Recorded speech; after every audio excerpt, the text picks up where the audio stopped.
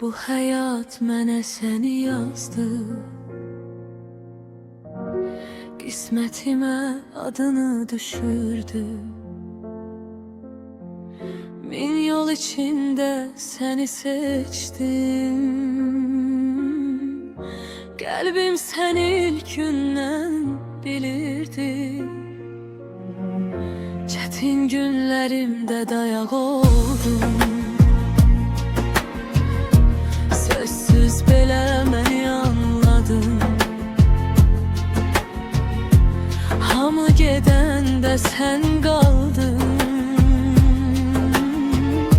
bu sevgilə məni bağladın. Sən ömrümün adı oldun, hər nəfəsim səninlə doldu. Əlimi tutan tək insan, bu ürək sənə qul oldu.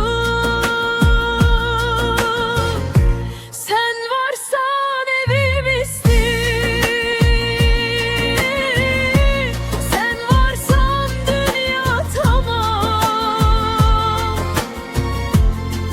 Bir ömürlük yol yoldaşım, Allah'tan tek arzum sen her zaman.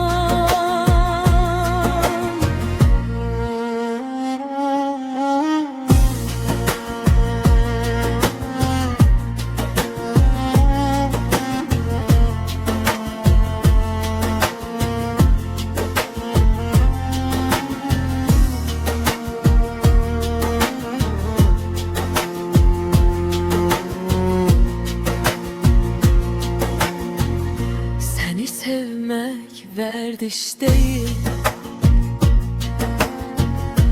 bu sevgi alın yazısıdır. Zaman keçse saçlar ağarsa, kalbim yine senin yanındadır. Bir bakışın yeter susmağa,